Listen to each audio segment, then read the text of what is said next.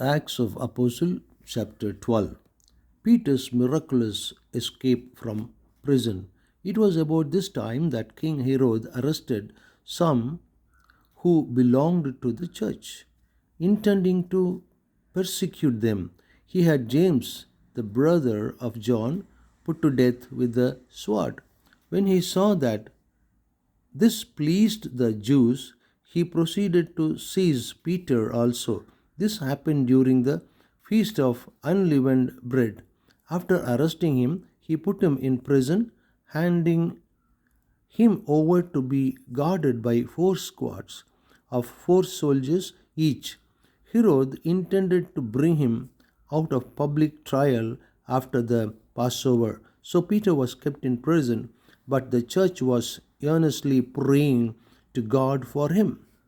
The night before Herod was to bring him a trial, Peter was sleeping between two soldiers bound with the two chains, and sentries stood guard at the entrance.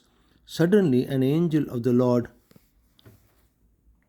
appeared, and a light shone in the cell. He struck Peter on the side and woke him up. Quick, get up, he said, and the chains fell off Peter's wrists. Then the angel said to him, put on your clothes and sandals.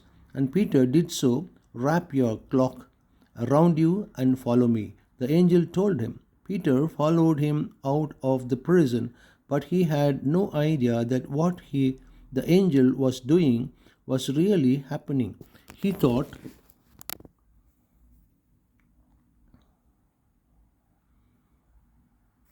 he was seeing a vision. They passed the first and second guards and came to the iron gate leading to the city. It happened for them by itself, and they went through it. When they had walked the length of one street, suddenly the angel left him. Then Peter came to him.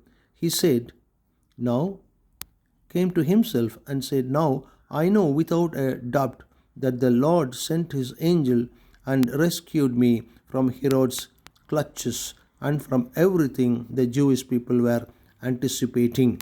When this had dawned on him, he went to the house of Mary, the mother of John, also called Mark, where many people had gathered and were praying.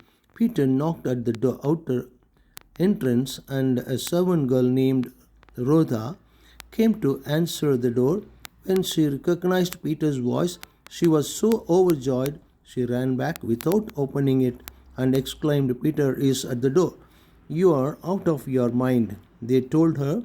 When she kept insisting that it was so, they said it must be his angel. But Peter kept on knocking, and when they opened the door and saw him, they were astonished.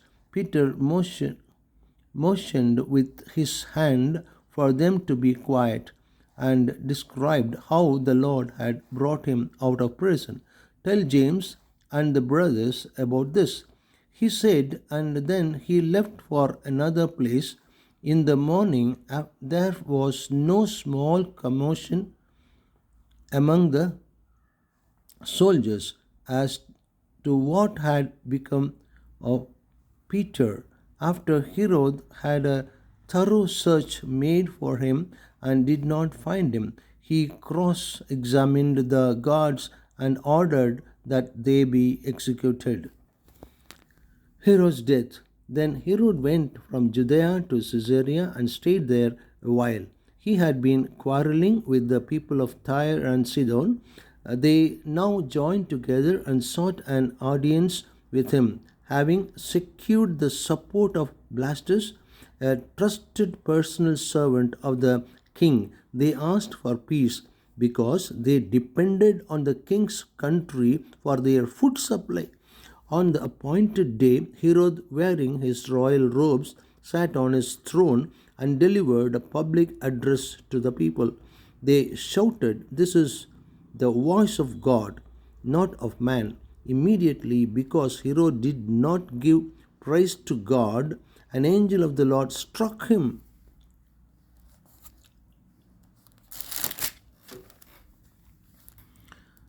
struck him down, and he was eaten by worms and died. But the word of God continued to increase and spread.